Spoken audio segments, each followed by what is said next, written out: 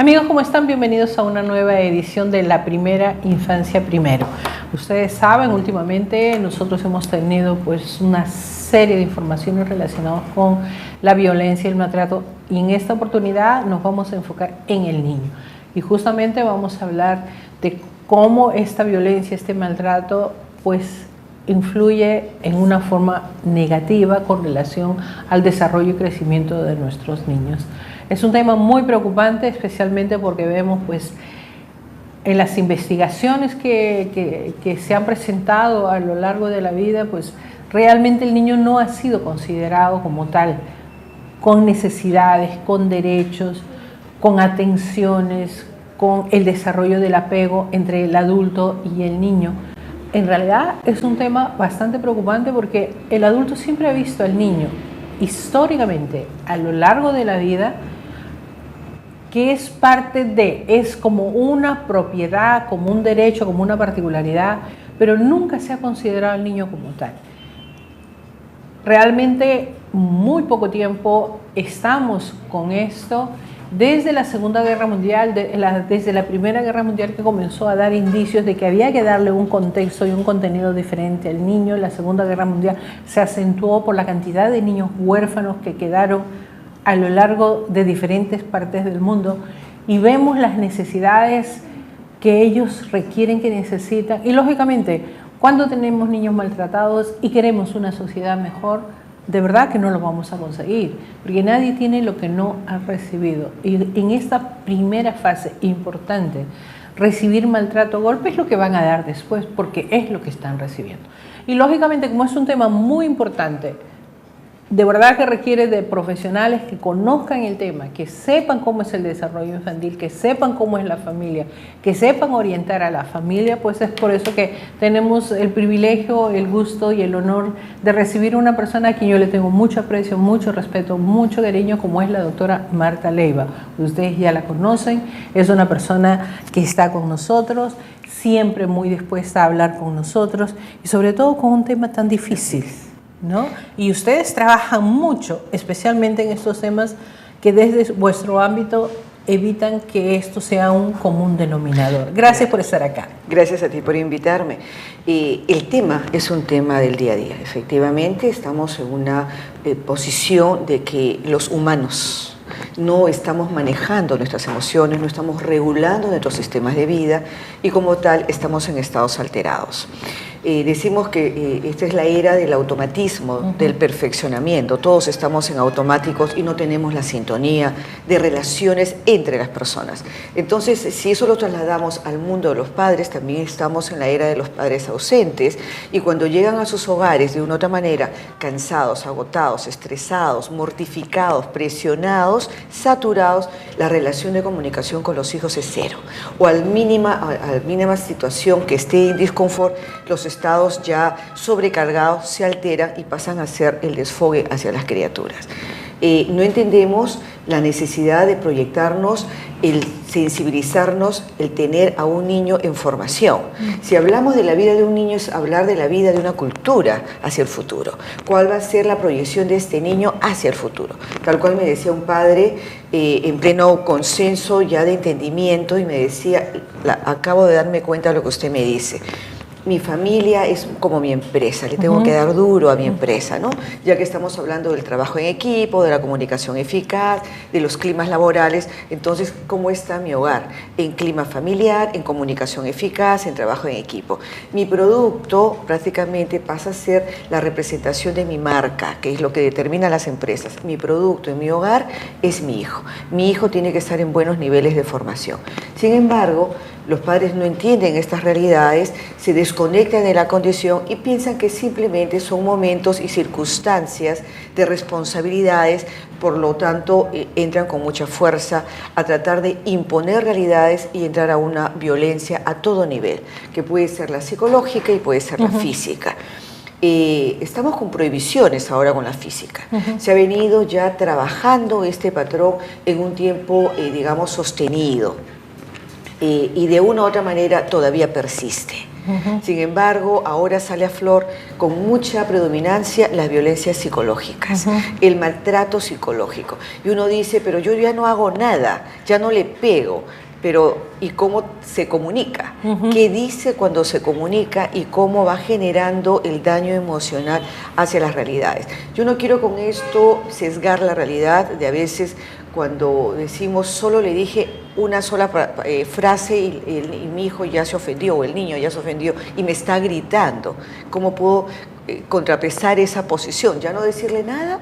Entonces tampoco llegamos a eso. La balanza tiene que estar en una disposición en donde los padres tienen que marcar autoridad, tienen que marcar un peso, una distancia, y el hijo, en una comunicación adecuada, tiene que mantenerse en el lugar que le corresponde como hijo, ¿no? Sí, en realidad eso es muy importante para nosotros porque siempre estamos viendo ya los extremos. Así es. ¿No? Donde si me gritas, te denuncio. Sí.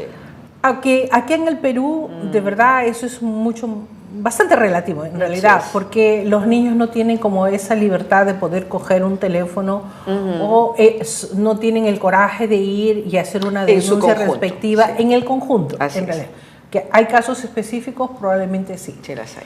Pero el problema se da no solamente en el maltrato físico, como bien ha señalado Marta, donde tú hablas que finalmente la ley especifica que no se le puede maltratar y tiene una serie de reglamentos específicos, pero hay un tema que nosotros no vemos, el maltrato psicológico, el maltrato emocional, donde tú señalabas con palabras muy puntuales, decirle eres un inútil, ¿para qué te habré tenido? Porque no eres como tu hermano o tu hermana, o simplemente establecen parámetros de convivencia rudas, ¿no? Donde hasta el no decir, el ignorar, es una agresión. Sí.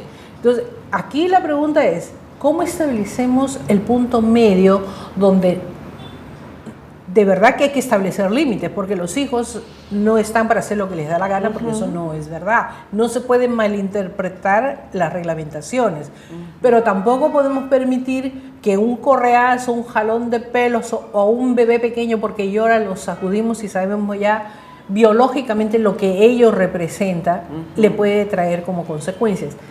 ¿Cómo establecemos el punto medio justamente para evitar que ambos extremos nos impidan ser o hijos o padres? Así es.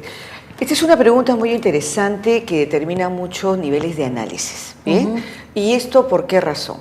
Tenemos que ver las circunstancias, las etapas que correspondan a las edades.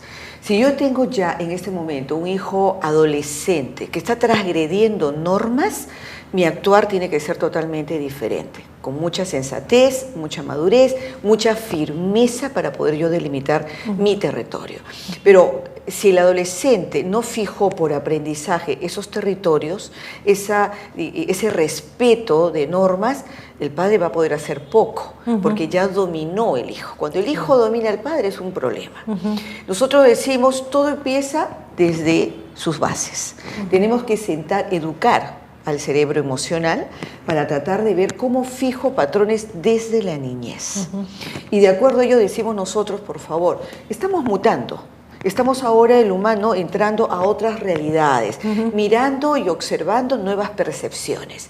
Si antes era el error, es un delito, es una falta, es una humillación al nombre y castigábamos por eso porque el niño salió jalado, automáticamente venía la crítica del padre y el padre decía al hijo, me has dejado mal en mi formación, lo gritaba, lo insultaba y sabe Dios todo lo que pasaba, ¿cierto? Ahora decimos, no señor, el error es una oportunidad al cambio, dele facilidades bajo otra concepción, ¿no? Entonces, le estamos dando otra mirada al sistema de la vida para que entendamos de que hay que relajarnos cuando hay faltas. Al decir relajarme no quiere decir que lo deje pasar, sino serenarme. Serenarme, decir, ¿cómo hago estratégicamente para yo fijar una conducta adecuada? Si yo tengo que empezar, yo digo, a partir del año, desde el momento que el niño camina. ¿Por qué razón? Porque es ahí donde tenemos que nosotros manejar normas y poner territorios y marcar qué sí y qué no. Esa es una etapa muy importante que por cultura los padres no lo entienden. Y simplemente al niño pequeño lo dejan ser, y cuando el niño extrema ya vienen con un castigo físico porque no lo pueden dominar. Pero si yo voy tomando acuerdos en edades tempranas, le voy diciendo, esto sí puedes hacer, esto no, y le voy armando horarios, no robotizándolo, ¿no? Sino armando horarios de lo que debo de hacer, cómo programo mi día. Mañana vamos a hacer esto a tal hora, esto a tal hora y esto, y le hago un plan de vida al niño. El niño la va a pasar bien y va entendiendo que cada espacio tiene su momento y tiene su condición, y tiene su obediencia, porque decimos, mira, ya tenemos que terminar acá, empezamos con otra. Si yo arranco bien en esas condiciones, entonces me preparo que cuando el niño ingresa a su etapa de poderío existencial, que es la etapa de las rabietas, porque el niño quiere tomar autonomía, hegemonía, quiero esto y si no me das lloro, ya los padres tienen un terreno ganado. Claro. Al tener un terreno ganado, el padre dice en qué quedamos y le es más fácil fijar un patrón y ponerse firme con serenidad. Te dije que no y es no, ¿no? Y te expliqué el por qué. Entonces el niño, entre su, digamos, el ímpetu de ganar, va a empezar a retroceder y va a decir luego, papito, entonces primero hago tal cosa y luego después puedo hacer lo otro. Sí, mi amor, perfecto, y se cumple. Si hacemos eso, entonces estamos armando un espacio ya de tranquilidad, de acuerdos y de frenos neurológicos que decimos nosotros, frenos inhibitorios, porque el cerebro ya tocó, ya sabe que hay un sí, ya sabe que hay un no, y tiene que esperar. Entonces, al cerebro le estoy enseñando a madurar. Ahora me dices, ¿y cómo lo manejo en la realidad si los padres no lo conocen, se les pasan los tiempos y luego quiere imponer? Ahí es donde decimos nosotros la otra etapa, ¿qué nos espera? Ya entro a un niño, a un puber de repente impetuoso, atrevido, que no quiere entender, y el padre también sobrecargado, sobretensado. Entonces hay dos choques de fuerzas, un territorio no formado y un padre automáticamente, o madre o padre, sumamente complicado. Ahí es donde decimos nosotros, bueno, déjenos actuar como especialistas. Yo no puedo decir, bueno, aquí están ambos estresados, les doy medicamentos para que regulen su nivel de estrés, ¿no? Porque ahora estamos batallando con la salud mental, que lo están, creo, un poco medicamentando la situación con esta nueva ley. Cierto. Cuando se han olvidado que existe una salud psicológica, existe una salud emocional y existen especialistas que tienen que encargarse de ello. El psicólogo, en este caso, ingresa a esta realidad y ahora tiene que dar orden a este batallar emocional. ¿Cómo? Entrando con los padres, viendo la realidad de la vida del padre, entendiendo las circunstancias y dándole las estrategias al cambio.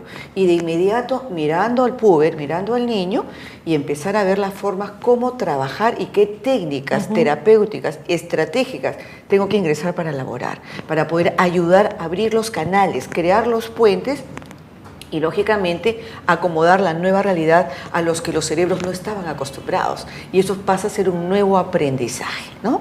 Entonces, ¿qué pasa en el consultorio? Me ingresa un chiquito desafiante, un chiquito impetuoso y que simplemente está puesto a querer hacer lo que él quiere.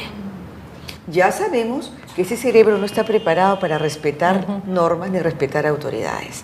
Y eso es de los muchos, bueno, fuera de los pocos, ¿no? Por desgracia. Por desgracia. Entonces, acá nos queda el terapeuta inmediatamente empezar un poco a centrar su estado emocional de la criatura. Decirle, ¿qué es lo que tú quieres? ¿Hacia dónde quieres ir con todo esto? Esperar que nos escuche.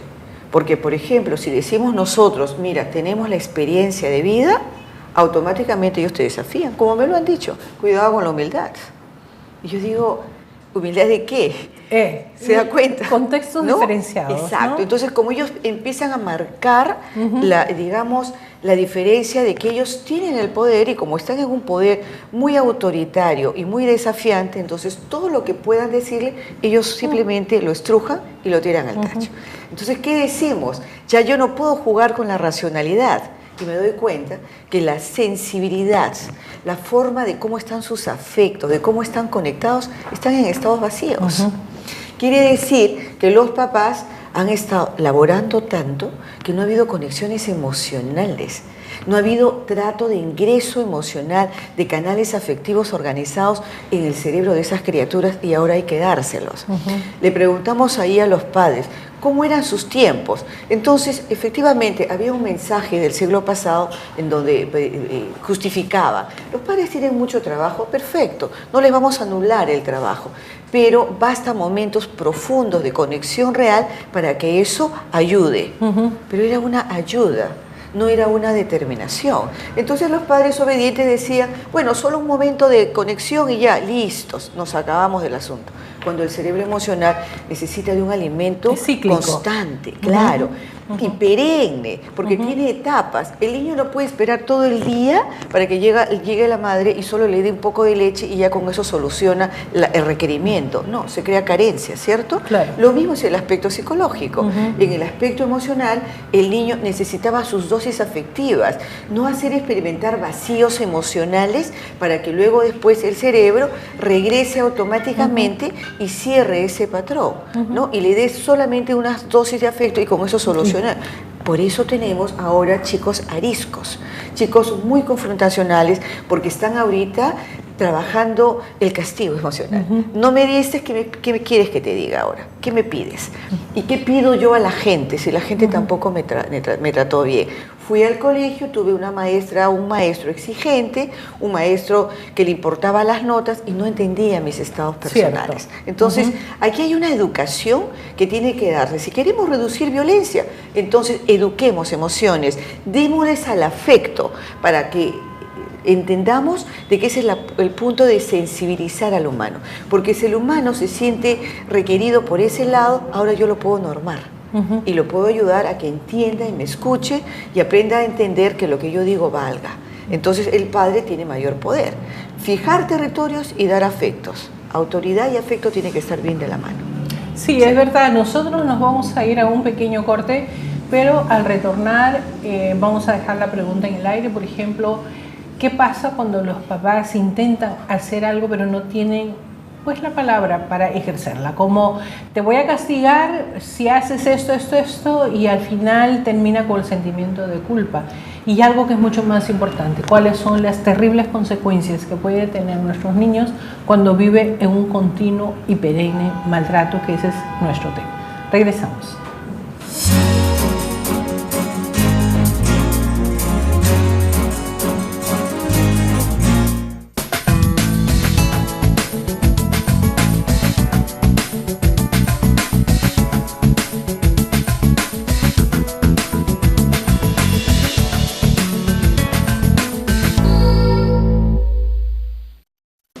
La lucha contra la desnutrición y la anemia infantil es una responsabilidad que nos compromete a todos, al Estado, gobiernos locales y regionales, pero también a nosotros, los ciudadanos. Se puede saber que un niño está con anemia, si está cansado, si se duerme, si se fatiga, no corre, no está alegre, hay que llevarlo al centro de salud y allí se hace un análisis de sangre muy fácil y se diagnostica anemia.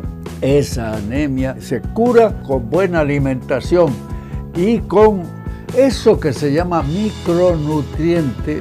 Es como echar sal a la comida, se mezcla con todos los otros alimentos que se le da a la criatura y con eso se cura la anemia. En el centro de salud están los micronutrientes, que son absolutamente gratuitos y que la madre tiene la responsabilidad de exigir que le den. La anemia se cura y es responsabilidad de todos, absolutamente de todos. Yo he sido ministro de Salud y apelo a los colegas, comenzando por los médicos, por las enfermeras, somos colegas todos y es nuestra responsabilidad disminuir notablemente los casos de anemia. Infórmate y actúa, todos juntos sí podemos.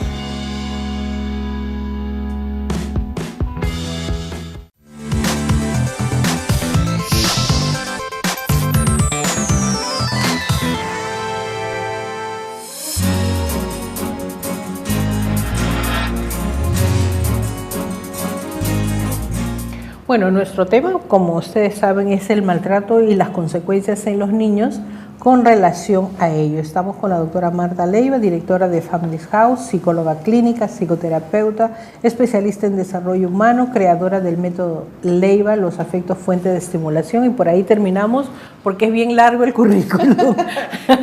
Y realmente estamos con una autoridad para tratar este tema tan importante sobre qué consecuencias vamos a tener si nuestros niños viven en continuo maltrato.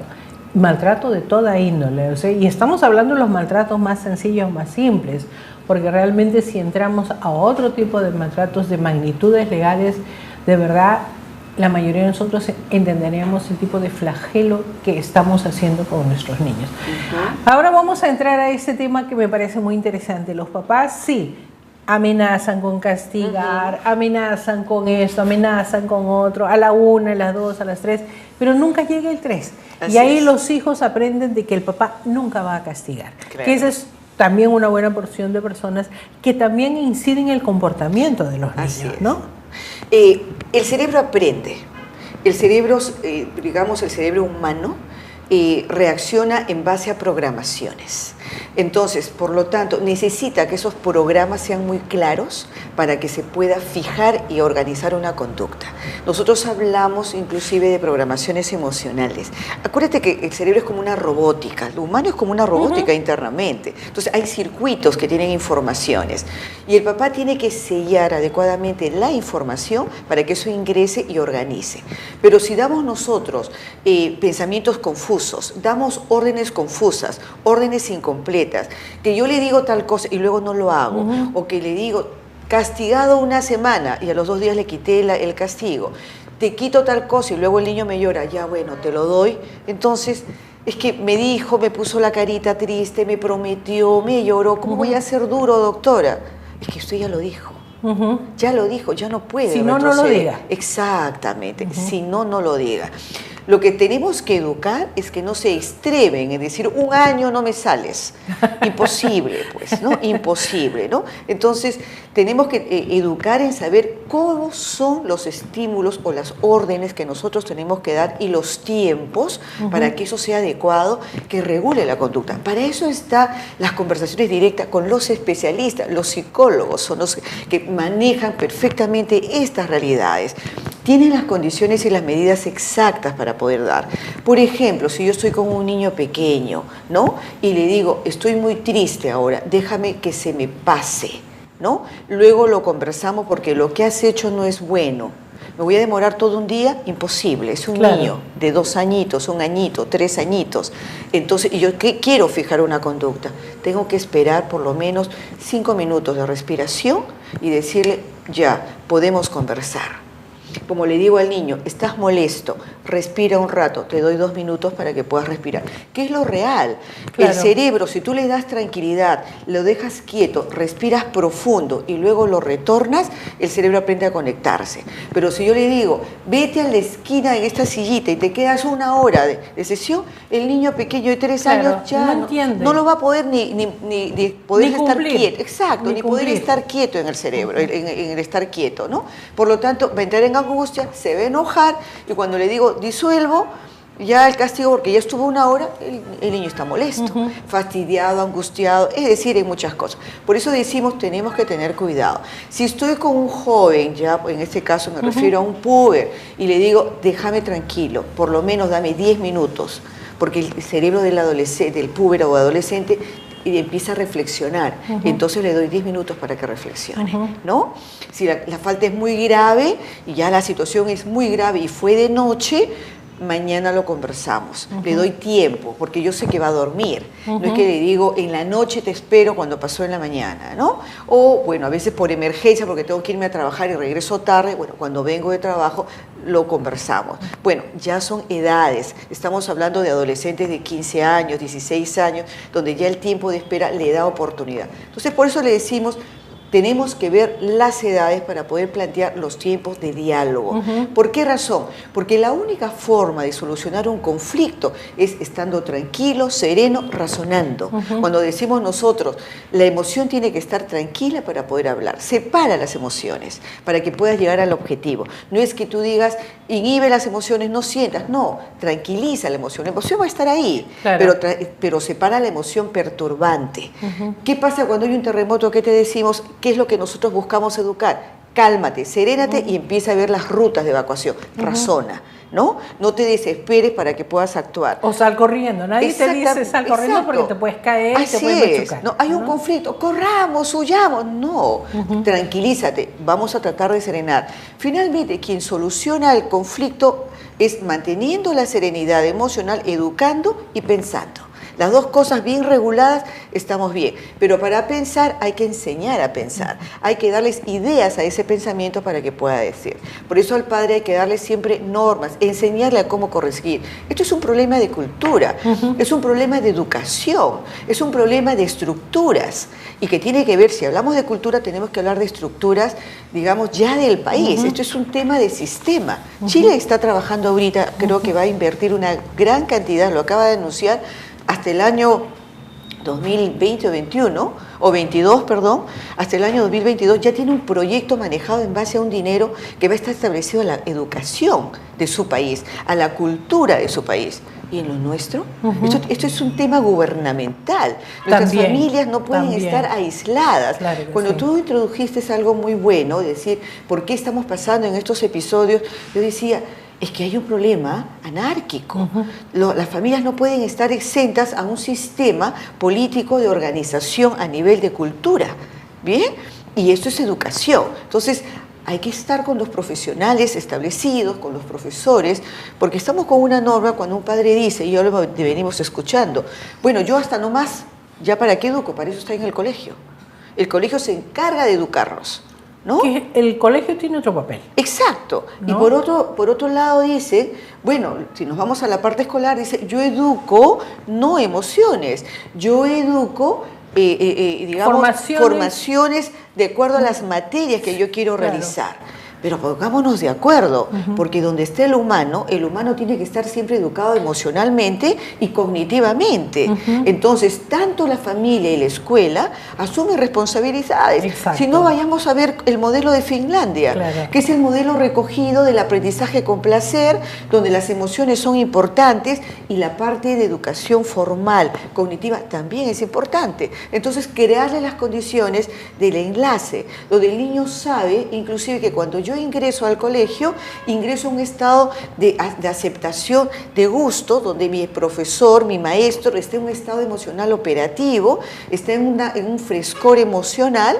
Para eso hay que educar las emociones del maestro, para el compartir, y lo mismo los alumnos tienen que ser educados en el compartir emocional para el encuentro. Y en base a eso se unen los placeres y viene la parte formativa para la aceptación a la educación. Entonces, estos cruces es parte de un plan educativo. Yo quiero evitar violencia, eduquemos las emociones. ¿Por qué los padres están violentados con los hijos? Porque no me obedecen.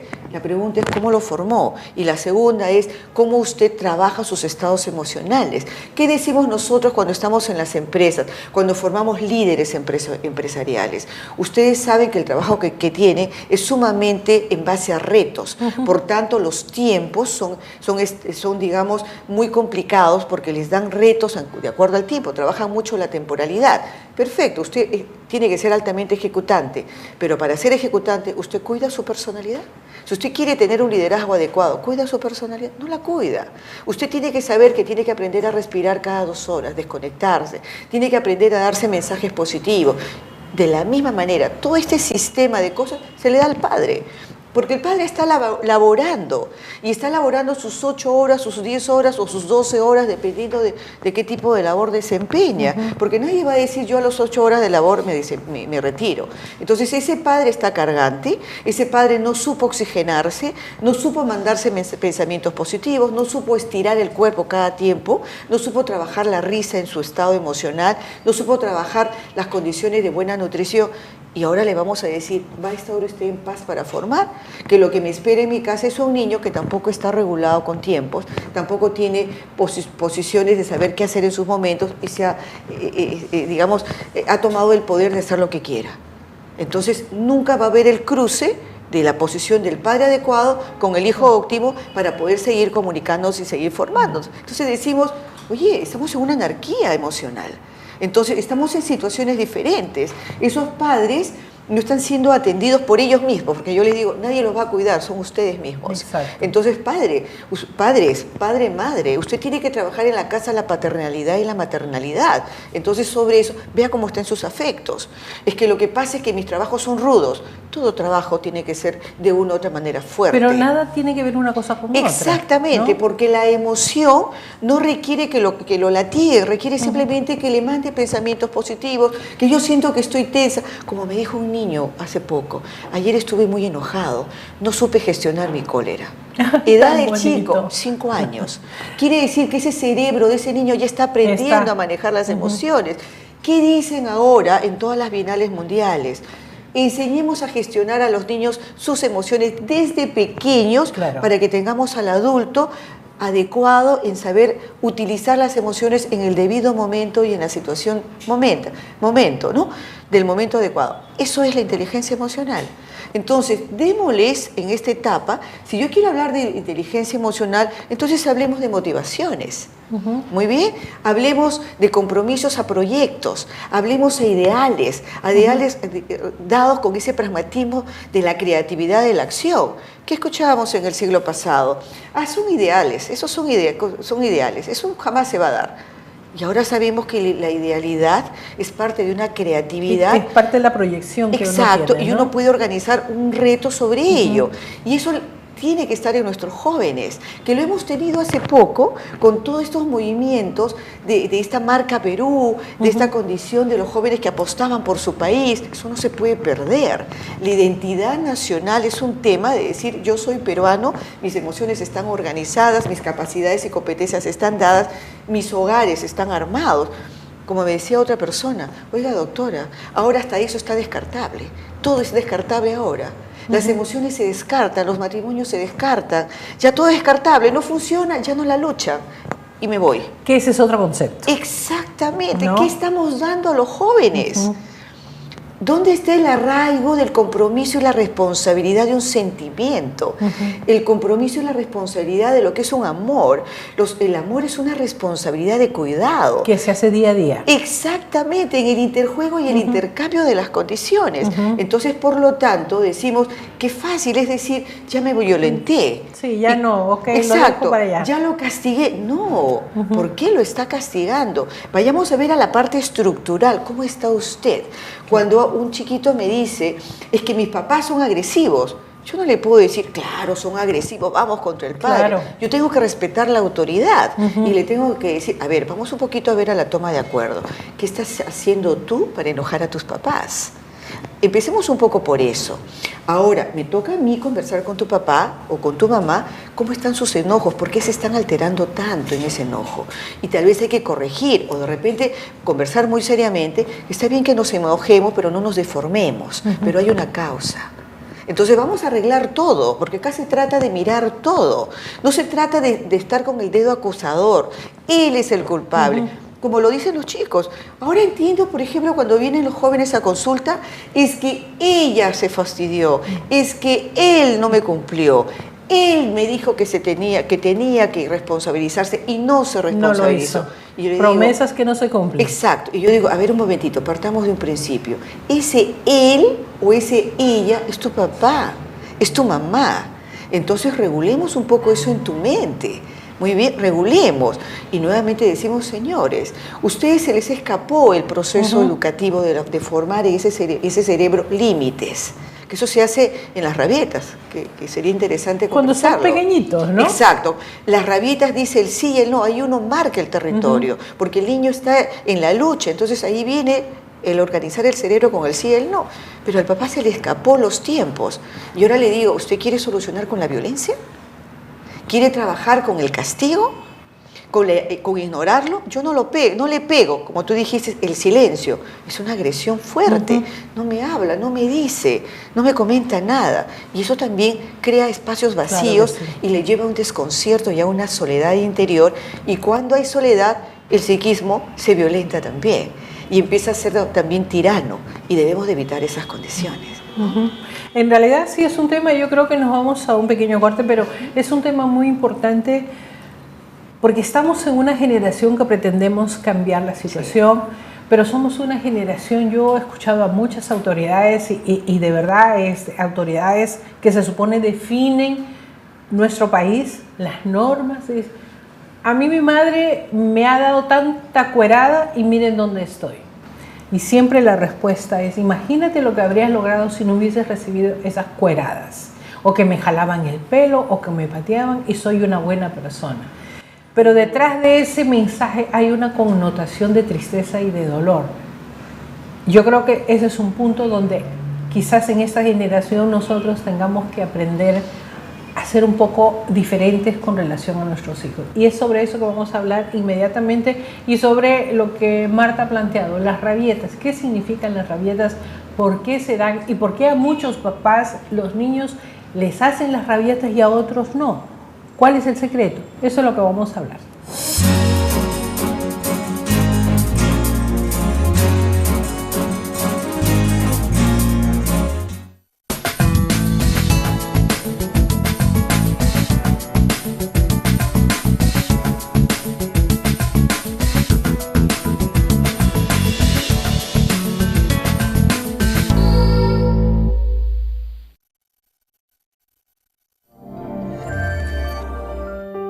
Ante una situación de emergencia y desastres, los niños y niñas son los más afectados. ¿Sabes qué riesgos corren?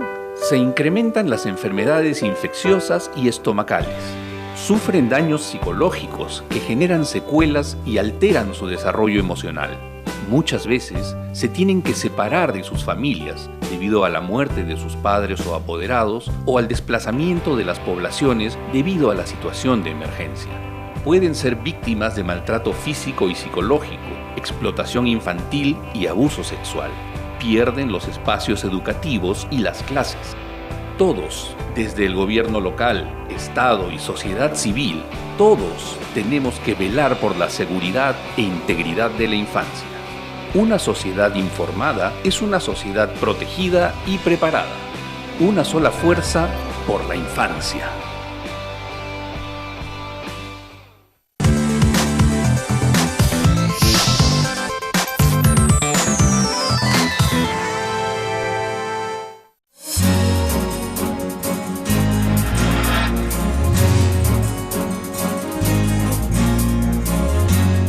Nosotros seguíamos conversando, obviamente, porque es un tema muy, muy importante, y yo creo que en un solo día no se termina el tema, sobre todo por lo que representa, significa el resultado del maltrato a los niños en sus diferentes ámbitos. Pero también vemos, no vamos a mencionar los países, vemos países que están apostando por la educación, que están apostando porque la educación sea gratuita, porque la educación llegue a la mayoría, porque la educación no sea elitista, y sobre todo porque están sembrando el cimiento y las bases desde un inicio, desde aquellos mensajes vía los diferentes medios de comunicación donde te fortalecen un valor del amor a. ¿Y qué es lo que nosotros en un principio quizás se hizo, como lo que tú mencionabas, Marta, sobre Marca Perú y todo era peruano, pero me pareciera, o de repente es una percepción muy personal, pareciera que fue una moda, porque nos hemos olvidado, hay muchos lugares que tienen el sello, pero ya no es tan impactante como cuando en un inicio, ¿no? Y claro, hubo encuentros y desencuentros, gente que no aceptó ciertos comerciales, pero lo más importante es que se haga y se mantenga el cariño al país. Exacto. Para valorizarlo, y no solamente, por favor, cuando hacemos un gol. Así es, así es. En todo el momento estemos nosotros con ese arraigo de amar lo que tenemos, de admirar nuestra naturaleza, ¿no?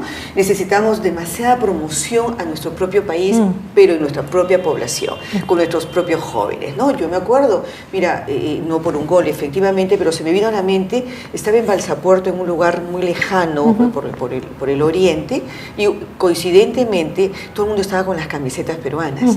Y este pueblo está manejado por una tribu, y todos tenían su camiseta, y había un solo televisor. Entonces, inmediatamente se me vino a la mente, mira este nivel de arraigo que existe y que debemos de aprovecharlo, porque ya podemos decir que nuestra población está preparada, ¿no? O sea, solo está esperando el nexo nada más de una organización venida ya, me imagino, hasta gubernamental en todo su conjunto, para que haya un sistema de ese arraigo peruano, ¿no? Entonces, bueno, son cosas que tienen que ver con el deseo del joven de dar y apostar por lo que significa su país, ¿no?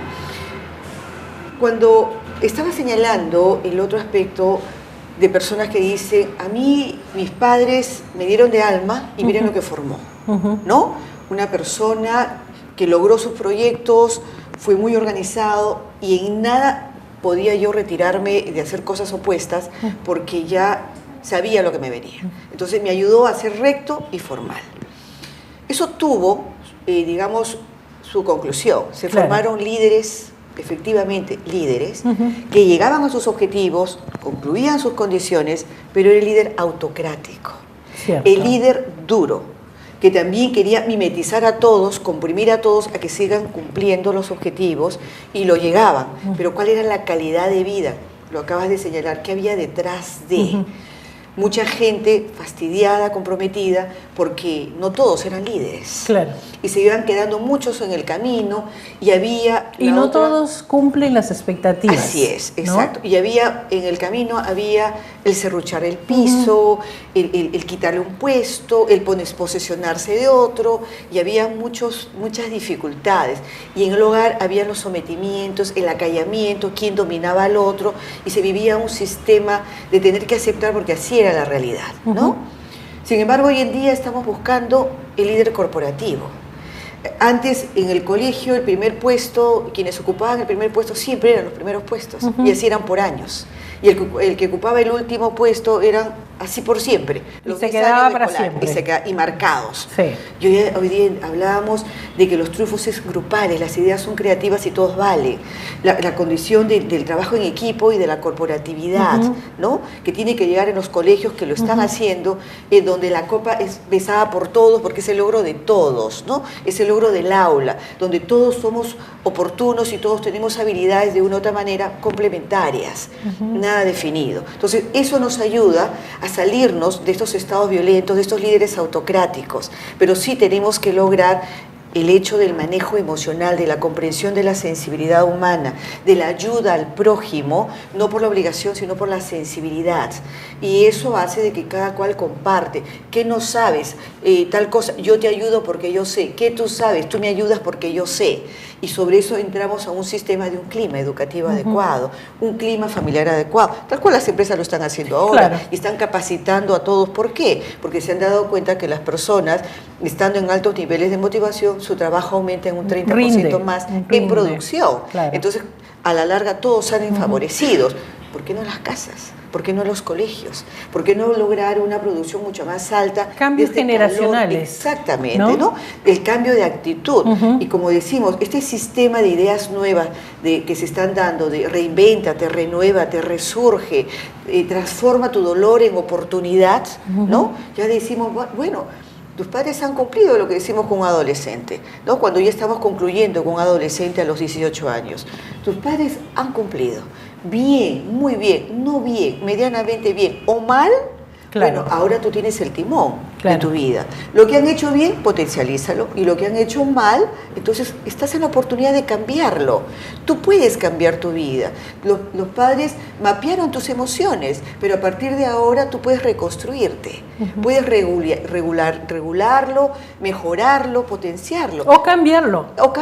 Efectivamente. ¿No? Entonces ya tú tienes la condición. No te quedes atrapado en tu pasado. Proyéctate hacia la vida. Ahora, si el pasado fue doloroso y te empotró, entonces están los terapeutas, están los psicólogos, expeditos para ayudar esos atrapes, quitar el desenredo emocional, ayudarte a limpiar las vías y sé tú. Tú solo pones tus límites. Estamos en la era de la reingeniería de las emociones. Somos los únicos seres vivientes en este planeta que podemos transformar una emoción en la medida que tú tomes tu responsabilidad de hacerlo. Ya no es genio y figura hasta la sepultura. No. Ahora estamos en transfórmate. Oye, busca mejorar esto en ti, lo puedes hacer. Invitarlo a la capacidad de logro. Entonces hazlo y efectivamente lo hace. No es que voy a yo retirar tu pasado, al contrario, tu pasado úsalo como aprendizajes. Y no repitas aquello que te hizo daño, que te perjudicó, porque a veces, no, a mí me fue muy bien, mi madre me golpeó, mi padre me golpeó, mi tío me gritó, pero de repente tú no querías ser aquel ingeniero que al final te has graduado como ingeniero, de repente tú querías ser un artista de teatro. Claro, y darle otras posibilidades, porque efectivamente teníamos etapas en que en una formación el hijo que decía quiero ser, autor o cantor, que cante, ¿no? Quiero dedicarme al canto, el padre lo veía como una situación muy empobrecida. Claro. Y hoy en día tenemos muchas lumbreras que inclusive son compositores y que han desarrollado sus facultades, ¿no? Y que la gente escucha más nuestras propias habilidades artísticas a nivel de Perú. Entonces, esas son posiciones de las cuales nosotros tenemos que ir tomando en cuenta, ¿no? Entonces, en esa medida ya son posiciones en que uno tiene que decir, estamos dispuestos al cambio. La violencia, si nos está, entre comillas, creando un estándar alto en nuestro país, ahorita lo podemos cambiar. Este es un trabajo de psicólogos. Cierto. Escuché al decano decir, hay 30.000 psicólogos, 30.000 psicólogos en el Perú dispuestos a apoyar, a vincularnos. No es posible que en un colegio, claro, se logró con tanta fuerza y por norma y reglamento que por colegio existe un psicólogo. Uno. Es como yo dijera, con tanta fuerza en un hospital que haya un solo médico. Imposible. Es imposible. Se tienen que crear departamentos psicológicos con equipos para ayudar constantemente. Hacer todo un sistema. Imagínate, yo ya me creo un plan, por ejemplo, ¿no? Estamos los sociólogos, estamos los psicólogos, los asistentes sociales, ¿no? Si se trabajara, digamos, en proyectos gubernamentales, yendo a los colegios, yendo a las familias, visitando a las familias como asistentes sociales, los psicólogos interviniendo en todos los procesos formativos de regulación emocional, de educación emocional, ¿no? Y estando los sociólogos trabajando y los psicólogos sociales entrando en estos sistemas y que el gobierno lo asuma como responsabilidad de organizaciones directas, de planes de acción con tiempos, con medidas y con resultados, yo creo que nuestra población sería otra cosa. Muchas cosas cambiarían, como los comportamientos que se suponen son errados, como el bullying, como la violencia intrafamiliar. En realidad, eso es un tema muy importante porque depende de la formación y las generaciones que nosotros queremos ahora, que es para mañana, para el futuro, pero es hoy día que tiene que empezar. Nos vamos a un pequeño corte y regresamos ya con la parte final de nuestro programa y realmente esperamos que este tema sea continuamente tratado, no solamente por un programa, sino por el país entero, por las municipalidades, por los colegios, por las familias, porque es un tema que causa mucho daño. Regresamos.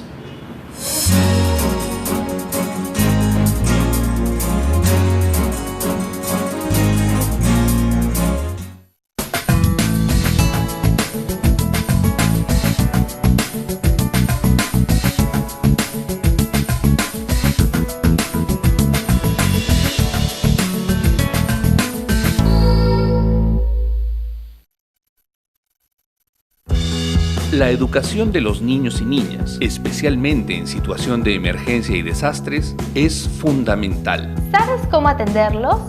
1.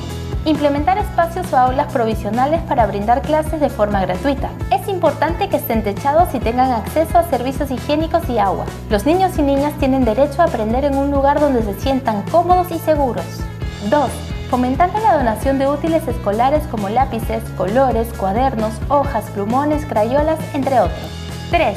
Priorizando actividades socioemocionales, lúdicas y proyectos de aprendizajes a través del juego y sobre todo brindándoles mucho afecto. Una sociedad informada es una sociedad protegida y preparada. Una sola fuerza por la infancia.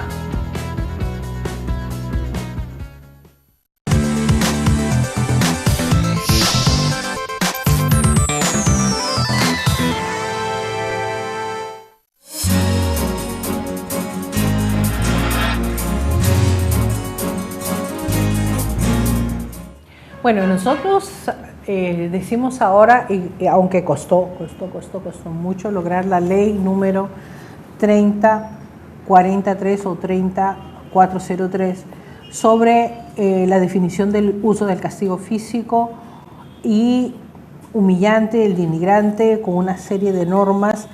Debo señalar, y lo digo con mucho cariño, ¿no? En Punta Negra, un distrito donde ha aplicado una nueva ordenanza, la ordenanza número 013-2019- de la Municipalidad Distrital de Punta Negra, su alcalde José Delgado Heredia. Él ha publicado esta ordenanza donde prohíbe todo tipo de castigo físico, psíquico, emocional, privado o no privado. O sea, toda persona tiene la posibilidad de denunciar cualquier tipo de agresión relacionado con los niños menores de 18 años. Hay esta ordenanza que ya está rigiendo y yo tengo que felicitar pues al alcalde José Delgado por esta ordenanza, porque finalmente él con esta ordenanza está aplicando la Convención de los Derechos del Niño, la Niña y el Adolescente, haciendo privilegiar, porque en muchos distritos la violencia es muy fuerte, muy agresiva con nuestros niños. Ya lo hemos explicado con la doctora Marta Leiva sobre qué representa un castigo, cómo se da este castigo. Ahorita vamos a escuchar su comentario sobre esta ordenanza y también vamos a hablar de Family House para saber cómo ustedes se pueden acercar a este centro que es muy importante, premiado internacionalmente, no solamente la institución, sino la doctora Marta Leiva, con muchos honoris causa, que me parece muy importante. Y bueno, con esta ordenanza y después entramos a Family House, ¿qué le parece? ¿Qué te parece una noticia muy importante, una iniciativa muy importante, ¿no? Efectivamente. Esta iniciativa es digno de hacer, hacer el reconocimiento y ojalá muchas municipalidades se sostengan este mismo proceso, ¿no? Porque cuando hablamos, por ejemplo, de que de entidades gubernamentales, están las municipalidades en esta posición.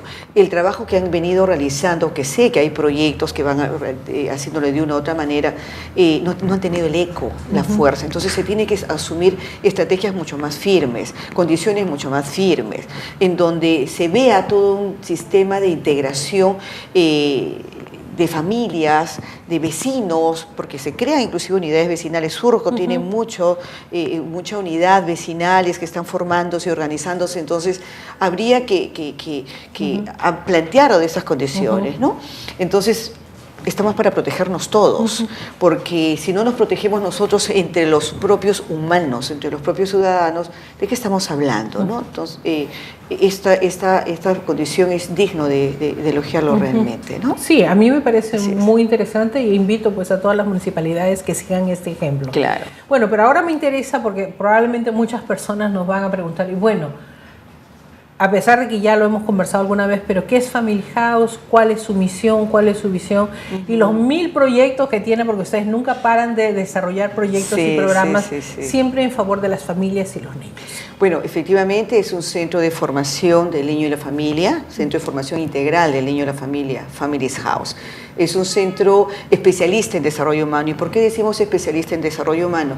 Porque la conducta humana está en todas las circunstancias, desde la gestación. Hay un proyecto muy alto ahí de trabajar las impresiones sensoriales emocionales en el cerebro prenatal.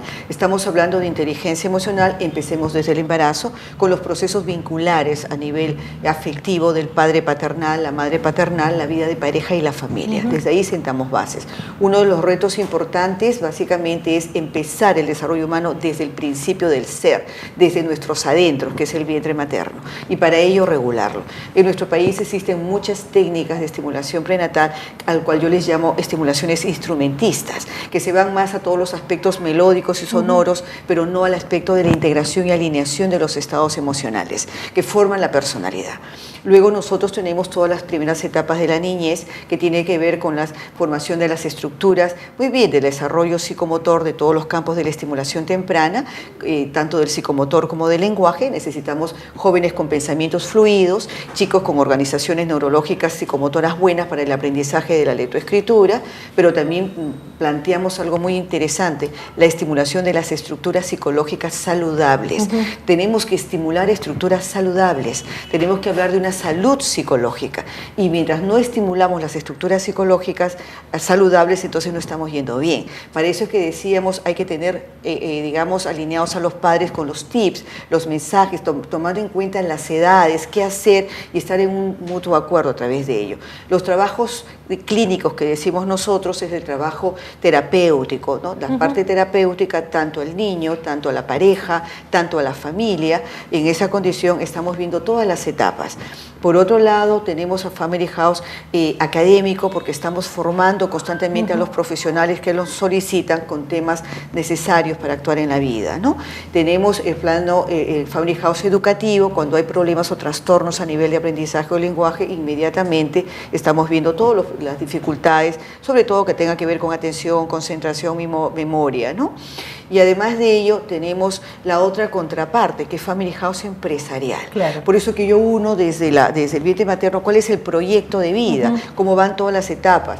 ¿Por qué razón? Porque en Family House empresarial estamos manejando al humano en su disposición de habilidades y competencias, tanto psicológicas como tanto, digamos, académicas, en su rendimiento a nivel empresarial, ¿no? Hablamos de líderes transformacionales, entonces hablemos de esa sensibilidad humana en el campo empresarial, hablamos de la comunicación eficaz, hablamos del trabajo en equipo, hablamos básicamente de lo que es la escucha activa, ¿no? Esa escucha sensorial, sensitiva, que en el siglo pasado decíamos nosotros, te estoy escuchando, no necesito mirarte, ¿no? Y ahora decimos, no, necesitamos la escucha sensorial. Una conexión, exacto, ¿no? Donde hay vibraciones emocionales que hacen que haya el placer del entendimiento, ¿no? En todo eso estamos nosotros siempre dando cursos y capacitaciones, nos solicitan, vamos armando los cursos y nosotros lo vamos estableciendo, ¿no? Ahora mismo estamos en un evento que tiene que ver con psicología forense, por ejemplo, ¿no? En donde el psicólogo tiene que estar entrenado a estudiar la vida de todas estas familias que están marcadas con violencias y que llegan a situaciones mucho más caóticas, que extremas, es la escena del crimen, ¿no?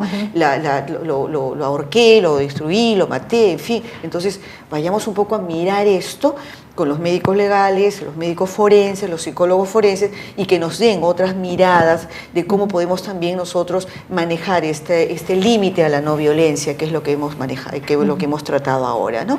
Entonces, siempre uniéndonos a lo que es la salud psicológica en el humano, y que cuando yo dije estamos mutando, sí, porque tenemos que hacer humanos de calidad. Entonces, por lo tanto, nuestra meta estrictamente está direccionada a todo ello, ¿no? A buscar humanos de calidad en todas las edades, Tenemos las competencias, tenemos las capacidades, y el agradecimiento del doctor honoris causa que me dio la Sociedad Internacional Médico-Científico, Tecnológico y Empresarial, justamente en la Universidad de Cartagena, ¿no? Donde están ahí, donde en esa convocatoria hubo muchos científicos del mundo, ¿no? Que han estado apostando justamente y trabajando esta política de buscar humanos en todo el sentido de la conservación de la salud, tanto física, emocional como ambiental, ¿no? Bueno, yo, Coti, también nuestro agradecimiento a nombre de Family House, para que estemos siempre a tu servicio, ¿no? Sí, muchísimas gracias. Tu actitud es muy noble de llegar prácticamente a las comunidades y poder manejar temas muy importantes, ¿no? Bueno, en realidad yo hago uso y abuso de el cariño que tenemos con muchos profesionales que son de la calidad tuya, justamente para aprovechar en llegar a aquellas personas que a veces pues en el tema que ahora estamos tratando, en el maltrato, y a veces hemos crecido con maltrato. Así es. Nos hemos desarrollado con maltrato y consideramos que es parte de, no, si no le doy un peñiscón, si no le doy esto, si no le doy aquello, siento como que algo está fallando. Claro, y no claro, necesariamente claro. es eso. Ahora las cosas están cambiando Así mucho. es, le damos otras percepciones, ¿no? Exactamente. Ahora me gustaría un mensaje final a los padres sobre el maltrato, por así favor. es. Yo quisiera decir a los papás que me están escuchando ahora, asumamos mucho cuidado en la fineza de nuestra comunicación. Los afectos es parte de la motivación y placer hacia la vida. Si yo no le doy a mi hijo afecto, si no le comunico con afecto y le corrijo con afecto, poniendo límites, entonces estamos mal. Y sí que cuidemos la etapa de las rabietas. Yo entiendo que ahí los niños nos imponen, toman poder y quieren a como dé lugar asumir lo que ellos desean con sus llantos, sus gritos. Pero si usted se mantiene sereno, eso dura solamente un año. Si usted se mantiene sereno y con firmeza le da la orden, le pone el límite y no cede, entonces ahí estamos logrando mucho al niño en enseñarle el freno de lo que implica el respeto a la autoridad, el no, el concepto del no. Pero luego jugar otra vez con él sí, cuando le beneficiamos otras cosas que él lo está haciendo bien. Cuando yo marco lo que él está haciendo bien y le doy el afecto a esa actitud, entonces sí estamos creando cerebros emocionales positivos con una salud psicológica que tanto estamos hablando y defendiendo los psicólogos, ¿no? Muchísimas gracias.